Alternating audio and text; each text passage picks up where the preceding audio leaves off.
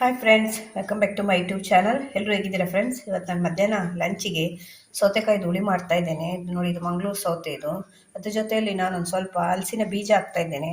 ನೋಡಿ, ಹಲಸಿನ ಬೀಜ ಇದು ತುಂಬ ಒಳ್ಳೆಯದು. ಹಲಸಿನ ಬೀಜ ನಮ್ಮ ಆರೋಗ್ಯಕ್ಕೆ. ಹಲಸಿನಕಾಯಿ ತಿಂದಮೇಲೆ ಈ ಬೀಜನ ಈ ರೀತಿ ಯೂಸ್ ಮಾಡ್ಕೊಳ್ಬೋದು. ಅದೊಂದು ಹುಳಿಗೆ ಹಾಕ್ತಾ ಇದ್ದೇನೆ ನಾನು. ಅದ್ರ ಜೊತೆಯಲ್ಲಿ ಒಂದು ಸ್ವಲ್ಪ ಹುರುಳಿ ಕಾಳು ನೆನೆಸಿಟ್ಟಿದ್ದೇನೆ, ಅದನ್ನು ಕೂಡ ಹಾಕ್ತಾ ಇದ್ದೇನೆ. ಇದು ಕೂಡ ಒಳ್ಳೆಯದು, ತುಂಬ ಒಳ್ಳೆಯದು ಆರೋಗ್ಯಕ್ಕೆ. ಅದರಲ್ಲಿ ಒಂದು ಸ್ವಲ್ಪ ಬೇಳೆ ಕೂಡ ನೆನೆಸಿಟ್ಟಿದ್ದೇನೆ, ಒಂದು ಇಡಿಯಷ್ಟು. ಈ ಹಲಸಿನ ಬೀಜದಲ್ಲಿ ತುಂಬ ಪ್ರೋಟೀನ್ ಇರುತ್ತೆ. ಅದರಿಂದ ಮಕ್ಕಳಿಗೆಲ್ಲ ಆದಷ್ಟು ಇದು ಕೊಡಬೇಕು. ನಾವು ಕೂಡ ಯೂಸ್ ಮಾಡ್ಕೊಳ್ಬೇಕು. ನಮಗೆ ಕೂಡ ಪ್ರೋಟೀನ್ ಎಲ್ಲ ಬೇಕಾಗುತ್ತಲ್ಲ ಒಂದು ಸ್ವಲ್ಪ ಏಜ್ ಆದಮೇಲೆ. ಹುರುಳಿಕಾಳು ಕೂಡ ಹಾಗೆ, ಅದರಲ್ಲಿ ಕೂಡ ರಿಚ್ ಪ್ರೋಟೀನ್ ಇರುತ್ತೆ, ಕ್ಯಾಲ್ಸಿಯಂ ಎಲ್ಲ ಇರುತ್ತೆ. ನಮಗೆ ಎಲುಬುಗೆಲ್ಲ ತುಂಬ ಒಳ್ಳೆಯದು. ಮತ್ತು ಕಾಲಿಗೆಲ್ಲ ತುಂಬ ಒಳ್ಳೆಯದು. ಅದಕ್ಕೆ ನೋಡಿ, ಕುದುರೆಗೆಲ್ಲ ಜಾಸ್ತಿ ಕೊಡ್ತಾರೆ ಹುರುಳಿಕಾಳೆಲ್ಲ. ಏಜ್ ಆದಮೇಲೆ ಒಂದು 40 ಇಯರ್ಸ್ ಆದಮೇಲೆ ಕಾಲು ನೋವೆಲ್ಲ ಬರುತ್ತಲ್ಲ, ಈ ಹುರುಳಿಕಾಳೆಲ್ಲ ಜಾಸ್ತಿ ಯೂಸ್ ಮಾಡಬೇಕು. ಕ್ಯಾಲ್ಸಿಯಂ ಎಲ್ಲ ಜಾಸ್ತಿ ಇರುತ್ತೆ. ಇವಾಗ ಇದನ್ನೆಲ್ಲ ಬೇಯಿಸ್ಕೊಳ್ತೇನೆ ನಾನು. ಇವಾಗ ಸೌತೆ ಎಲ್ಲ ಕಟ್ ಮಾಡ್ಕೊಂಡಿದ್ದಾಯ್ತು. ನೋಡಿ, ಸೌತೆಯನ್ನು ಸಪ್ರೇಟ್ ಬೇಯಿಸ್ಕೊಳ್ತಿದ್ದೇನೆ. ಒಂದು ಸ್ವಲ್ಪ ಅರಿಶಿನ ಹಾಕಿಟ್ಟಿದ್ದೇನೆ. ಮತ್ತು ಇದನ್ನೆಲ್ಲ ಒಂದು ಕುಕ್ಕರಲ್ಲಿ ಹಾಕಿ ಬೇಯಿಸ್ಕೊಳ್ತಾ ಇದ್ದೇನೆ. ಹುರುಳಿಕಾಳು, ಬೇಳೆ ಮತ್ತು ಹಲಸಿನ ಬೀಜ ಇದೆಲ್ಲ ಒಟ್ಟಿಗೆ ಹಾಕಿ ಒಂದು 3 ರಿಂದ 4 ವಿಸಿಲ್ ಬಂದರೆ ಸಾಕು. ಇದನ್ನೆಲ್ಲ ಬೇಯಿಸ್ಕೊಂಡು ಬರ್ತೇನೆ. ಇದು ತೆಂಗಿನಕಾಯಿ ಹಾಕಿ ಹುಳಿ ಮಾಡ್ತಾ ಇದ್ದೇನೆ ನಾನು. ಅದ್ರ ಜೊತೆ ರುಬ್ಕೊಳ್ಳಿಕ್ಕೆ ಒಂದು ಮಸಾಲೆ ರೆಡಿ ಮಾಡ್ಕೊಳ್ಬೇಕೀಗ. ಅದಕ್ಕೆ 1 ರಿಂದ 1.5 ಸ್ಪೂನಷ್ಟು ಧನಿಯಾ ಹಾಕ್ತಾ ಇದ್ದೀನಿ. ಮತ್ತು 1 ಸ್ಪೂನಷ್ಟು ಉದ್ದಿನಬೇಳೆ ಹಾಕ್ತಾ ಇದ್ದೇನೆ. ಧನಿಯಾ ಸ್ವಲ್ಪ ಜಾಸ್ತಿ ತೊಗೊಳ್ಬೇಕು. ಇದು ತೆಂಗಿನಕಾಯಿ ಹಾಕಿ ಹುಳಿ ಮಾಡೋದ್ರಿಂದ ತುಂಬ ಚೆನ್ನಾಗಿ ಬರುತ್ತೆ. ಇದು ನೀವು ಬೇಳೆ ಹುಳಿ ಕೂಡ ಮಾಡ್ಕೊಳ್ಬೋದು. ಇವಾಗ ಇದಕ್ಕೆ 1 ಸ್ಪೂನಷ್ಟು ನಾನು ಕಡಲೆಬೇಳೆ ಹಾಕ್ತಾ ಇದ್ದೇನೆ. ಕೆಲವರು ಏನಂದರೆ ಇದನ್ನು ಪೌಡ್ರ್ ಮಾಡಿ ಇಟ್ಕೊಂಡು ಪೌಡ್ರ್ ಹಾಕ್ಕೊಂಡು ರುಬ್ಕೊಳ್ತಾರೆ. ನೀವು ಆಗಾಗಲೇ ಇನ್ಸ್ಟೆಂಟಾಗಿ ಮಸಾಲೆ ಹುರ್ಕೊಂಡು ಮಾಡೋದ್ರಿಂದ ಅದರದ್ದು ಫ್ಲೇವರ್ ಚೆನ್ನಾಗಿರುತ್ತೆ ಮತ್ತು ರುಚಿ ಕೂಡ ಚೆನ್ನಾಗಿ ಬರುತ್ತೆ ಮತ್ತು ಫ್ರೆಶ್ ಇರುತ್ತೆ ನಿಮಗೆ. ಇದು ಒಂದು 1/4 ಸ್ಪೂನಷ್ಟು ಮೆಂತ್ಯ ಹಾಕ್ತಾ ಇದ್ದೇನೆ. ಮತ್ತೊಂದು ಸ್ವಲ್ಪ ಕರಿಬೇವು ಹಾಕ್ತಾ ಇದ್ದೇನೆ. ಈಗ ನೋಡಿ, ಇದು ಆಲ್ಮೋಸ್ಟ್ ಫ್ರೈ ಆಗಿದೆ, ಒಳ್ಳೆ ಪರಿಮಳ ಬರ್ತಾ ಇದೆ. ಇವಾಗ ಇದಕ್ಕೊಂದು 4 ರಿಂದ 5 ಬ್ಯಾಡಗಿ ಮೆಣಸಿನ್ಕಾಯಿ ಹಾಕ್ತಾ ಇದ್ದೇನೆ. ಮತ್ತು ಒಂದು ಸ್ವಲ್ಪ ಚಿಕ್ಕನು ಇಂಗು, ಇದು ಮುದ್ದೆ ಇಂಗು, ಇದು ನಮ್ಮ ಕಡೆ ಉಡುಪಿ ಕಡೆ ಸಿಗುತ್ತೆ. ಇದನ್ನು ಹಾಕ್ತಾ ಇದ್ದೇನೆ. ಇದಿಲ್ಲ ಅಂದರೆ ನೀವು ಪೌಡ್ರ್ ಇಂಗು ಹಾಕ್ಕೊಳ್ಬೋದು. ಬೆಳ್ಳುಳ್ಳಿ ಯೂಸ್ ಮಾಡೋರು ಈ ಟೈಮಲ್ಲಿ ಬೆಳ್ಳುಳ್ಳಿ ಕೂಡ ಹಾಕ್ಕೊಳ್ಬೋದು. ಇಂಗು ಬೇಡ ಅನ್ನೋರು ಬೆಳ್ಳುಳ್ಳಿ ಹಾಕ್ಕೊಳ್ಬೋದು. ಇದು ಚೆನ್ನಾಗಿ ಫ್ರೈ ಆಯಿತು. ಇವಾಗ ಇದನ್ನು ನಾವು ತೆಂಗಿನಕಾಯಿ ಜೊತೆಯಲ್ಲಿ ಆರಿದ ಮೇಲೆ ತೆಂಗಿನಕಾಯಿ ಜೊತೆಯಲ್ಲಿ ರುಬ್ಕೊಳ್ಬೇಕು. ನೋಡಿ, ಒಂದು 3 ರಿಂದ 4 ಸ್ಪೂನಷ್ಟು ತೆಂಗಿನಕಾಯಿ ತುರಿ ತೊಗೊಂಡಿದ್ದೇನೆ, ಹಸಿ ತೆಂಗಿನಕಾಯಿ ತುರಿದು. ಇವಾಗ ಇದ್ರ ಜೊತೆಯಲ್ಲಿ ಹಾಕ್ಕೊಂಡು ರುಬ್ಕೊಳ್ಬೇಕು. ತೆಂಗಿನಕಾಯಿ ಕೂಡ ತುಂಬ ಹಾಕ್ಕೊಳ್ಬೇಡಿ, ಒಂದು 3 ರಿಂದ 4 ಸ್ಪೂನು ಸಾಕಾಗುತ್ತೆ. ನೋಡಿ ಫ್ರೆಂಡ್ಸ್, ಈಗ ಬೆಂದಿದೆ ಇದು ಹಲಸಿನ ಬೀಜ ಮತ್ತು ಬೇಳೆ ಮತ್ತು ಅದು ಹುರುಳಿಕಾಳು ಹಾಕಿ ಬೇಯಿಸ್ಕೊಂಡಿದ್ದೆ ಅಲ್ಲ, ಎಷ್ಟು ಚೆನ್ನಾಗಿ ಬೆಂದಿದೆ ನೋಡಿ. ಒಟ್ಟಿಗೆ ಬೇಯಿಸ್ಕೊಂಡಿದ್ದೇನೆ. ಸೌತೆಕಾಯಿ ಕೂಡ ಬೇಯಿಸ್ಕೊಂಡಾಗಿದೆ. ಇವಾಗ ಈ ಕಡೆ ರುಬ್ಕೊಂಡಿದ್ದೇನೆ ನೋಡಿ, ಮಸಾಲೆ ನಾನು ಹುರ್ಕೊಂಡಿದ್ದೆ ಅಲ್ಲ, ಅದನ್ನು ಕೂಡ ರುಬ್ಕೊಂಡಿದ್ದೇನೆ. ಇವಾಗ ಹುಳಿ ಮಾಡೋಣ. ಇದು ಕೋಲ್ಡ್ ಆಗಿ ವಾಯ್ಸ್ ಬ್ರೇಕ್ ಆಗ್ತಾ ಇದೆ, ತುಂಬ ಕೋಲ್ಡ್ ಆಗಿದೆ. ತುಂಬ ಮಳೆ ಬರ್ತಾ ಇದೆ. ಇಲ್ಲಿ ನಮ್ಮ ಕಡೆ ಮಳೆನೇ ಇರಲಿಲ್ಲ, ಉಡುಪಿ ಕಡೆ ಮಂಗಳೂರು ಕಡೆ ಎಲ್ಲ. ಈಗ ಕಂಡಪಟ್ಟು ಒಂದು 15 ದಿನ ಮಳೆ ಬರ್ತಿದೆ. ರೈತರಿಗೆಲ್ಲ ತುಂಬ ಖುಷಿ, ಯಾಕೆಂದರೆ ನಮ್ಗೆ ಗದ್ದೆ ಎಲ್ಲ ಒಣಗಿ ಸೀಳು ಬಿಟ್ಟಿತ್ತು ಮಳೆ ಇಲ್ಲದೆ. ಇವಾಗ ಸುಮಾರು ಒಂದು 15 ದಿನ ಮಳೆ ಸುರಿತಾ ಇದೆ. ಅದರಿಂದ ಸ್ವಲ್ಪ ಕೋಲ್ಡ್ ಆಗಿದೆ. ಬನ್ನಿ ಇವಾಗ ಹುಳಿ ಹೇಗೆ ಮಾಡೋದು ಅಂತ ತೋರಿಸ್ತೇನೆ. ನೋಡಿ ಫ್ರೆಂಡ್ಸ್, ಹಲಸಿನ ಬೀಜ ಬೇಯಿಸ್ಕೊಂಡಿದ್ದೇನೆ, ಕುದಿಲಿಕ್ಕೆ ಇಟ್ಟಿದ್ದೇನೆ. ಇವಾಗ ಅದ್ರ ಜೊತೆ ನಾನು ಸೌತೆ ಬೇಯಿಸಿ ಇಟ್ಕೊಂಡಿದ್ನಲ್ಲ, ಅದನ್ನು ಕೂಡ ಹಾಕ್ತಾಯಿದ್ದೇನೆ.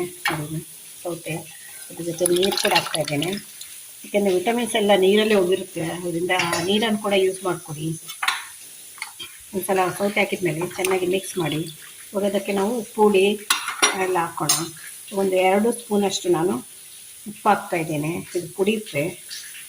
ನೀವು ಕಲ್ಲುಪ್ಪು ಹಾಕ್ತೀರಿ ಅಂದರೆ ನೋಡ್ಕೊಂಡು ಹಾಕ್ಕೊಳ್ಬೇಕಾಗುತ್ತೆ. ಮತ್ತು ಒಂದು ಸ್ವಲ್ಪ ಹುಳಿ ರಸ ತೆಗೆದು ಇಟ್ಕೊಂಡಿದ್ದೆ, ಒಂದು ಲಿಂಬೆಹಣ್ಣು ಗಾತ್ರದಷ್ಟು, ಅದನ್ನು ಕೂಡ ಹಾಕ್ತಾಯಿದ್ದೇನೆ. ಒಂದು ಚಿಕ್ಕ ಪೀಸಷ್ಟು ಬೆಲ್ಲ ಹಾಕ್ತಾಯಿದ್ದೇನೆ. ಬೆಲ್ಲ ಬೇಡ ಅಂದರೆ ನೀವು ಸ್ಕಿಪ್ ಮಾಡ್ಕೊಳ್ಬೋದು. ಒಂದು ಸಲ ಹಾಕಿದ್ಮೇಲೆ ಚೆನ್ನಾಗಿ ಮಿಕ್ಸ್ ಮಾಡಿ. ಇದೊಂದು 2 ಕುದಿ ಬರಬೇಕು. ಒಂದು 2 ಕುದಿ ಬಂದಮೇಲೆ ನಾವು ತೆಂಗಿನಕಾಯಿ ರುಬ್ಬಿ ಇಟ್ಕೊಂಡಿದ್ದೇವಲ್ಲ, ಅದನ್ನು ಕೂಡ ಹಾಕೋಣ. ತುಂಬ ಚೆನ್ನಾಗಿರುತ್ತೆ ಫ್ರೆಂಡ್ಸ್. ಮತ್ತು ಎಷ್ಟು ಪ್ರೋಟೀನ್ ಇರುತ್ತೆ ನೋಡಿ. ಕಾಳುಗಳೆಲ್ಲ ಹಾಕಿದ್ದೇವೆ ನಾವು, ಹುರುಳಿಕಾಳು ಹಾಕಿದ್ದೇವೆ, ಸೌತೆ ಹಾಕಿದ್ದೇವೆ, ಮತ್ತು ಹಲಸಿನ ಬೀಜದಲ್ಲಂತೂ ಹೈಯೆಸ್ಟ್ ಪ್ರೋಟೀನ್ ಇರುತ್ತೆ ಅಂತ ಹೇಳ್ತಾರೆ. ಇದರಿಂದ ಈ ರೀತಿ ಎಲ್ಲ ಮಾಡಿಕೊಟ್ರೆ ಮಕ್ಕಳು ತಿಂತಾರೆ. ನಮ್ಮ ಮನೆಯಲ್ಲಿ ಹೇಗೆ ಅಂದರೆ, ಹಲಸಿನ ಬೀಜನ ಹಾಗೆ ನೀವೇನಾದರೂ ಮಾಡಿಕೊಟ್ರೆ ತಿನ್ನಲ್ಲ ಅವರು. ಹಲಸಿನ ಹಣ್ಣು ಕೂಡ ಜಾಸ್ತಿ ತಿನ್ನಲಿಕ್ಕೆ ಕೇಳಲ್ಲ. ಈ ರೀತಿ ಸಾಂಬಾರು ಮಾಡಿಕೊಟ್ರೆ ಇಷ್ಟಪಟ್ಟು ತಿಂತಾರೆ. ಆದ್ದರಿಂದ ನಾನು ಹಲಸಿನ ಬೀಜ ಹಾಕಿ ಸೌತೆ ಒಟ್ಟಿಗೆ, ಮಂಗಳೂರು ಸೌತೆ ಒಟ್ಟಿಗೆ ಸಾಂಬಾರು ಮಾಡ್ತಾಯಿದ್ದೇನೆ. ಅದನ್ನು ನಿಮ್ಮ ಜೊತೆ ಕೂಡ ಶೇರ್ ಮಾಡ್ಕೊಳ್ಳೋಣ ಅಂತ. ಇದೊಂದು 2 ರಿಂದ 3 ನಿಮಿಷ ಮುಚ್ಚಿಡ್ತೇನೆ. ಒಂದು ಸ್ವಲ್ಪ ಇದು ಕುದಿ ಬರಲಿ. ಮುಚ್ಚಿಟ್ಟು ಒಂದು 2 ನಿಮಿಷ ಆಯಿತು ನೋಡಿ, ಎಷ್ಟು ಕುದಿ ಬರ್ತಾ ಇದೆ ಚೆನ್ನಾಗಿ. ಇವಾಗ ಇದು ನಾವು ಮಸಾಲೆ ರುಬ್ಕೊಂಡಿದ್ದೇವಲ್ಲ ತೆಂಗಿನಕಾಯಿ ಜೊತೆ ಅದನ್ನು ಕೂಡ ಹಾಕ್ತಾಯಿದ್ದೇನೆ. ಇದೊಂದು ಸ್ವಲ್ಪ ನೀವು ಮಾಡ್ಕೊಳ್ಳುವಾಗ ಒಂದು ಸ್ವಲ್ಪ ನೀರಾಗೆ ಮಾಡ್ಕೊಳ್ಬೇಕು, ಯಾಕೆಂದರೆ ಆಮೇಲೆ ಇದು ನಿಮಗೆ ಒಂದು ಸ್ವಲ್ಪ ಗಟ್ಟಿ ಆಗ್ತಾ ಬರುತ್ತೆ. ಒಂದ್ಸಲ ಮಸಾಲೆ ಎಲ್ಲ ಹಾಕಿದ್ಮೇಲೆ ತೆಂಗಿನಕಾಯಿ ರುಬ್ಕೊಂಡಿದ್ದು ಹಾಕಿದ್ಮೇಲೆ ಚೆನ್ನಾಗಿ ಮಿಕ್ಸ್ ಮಾಡಿ ಇದು ಫುಲ್ಲಾಗೋಯ್ತು ಪಾತ್ರೆಯಲ್ಲಿ. ಇದು ಎಲ್ಲ ಹಾಕಿದ್ದೇವಲ್ಲ, ನಾವು ಸೌತೆ ಹಾಕಿದ್ದೇವೆ, ಬೇಳೆ ಹಾಕಿದ್ದೇವೆ, ಹುರುಳಿಕಾಳು, ಹಲಸಿನ ಬೀಜ. ಜೋರಾಗಿ ಮಳೆ ಬರ್ತಿದೆ ಫ್ರೆಂಡ್ಸ್, ಸೌಂಡ್ ಕೇಳ್ತಾ ಇದೆ ನಿಮಗೆ, ತೋರಿಸ್ತೇನೆ ನೋಡಿ. ನಾನು ಅಡುಗೆ ಮಾಡ್ತಾ ಇದ್ದೀನಿ, ಕಿಟಕಿಯಿಂದ ನೋಡಿ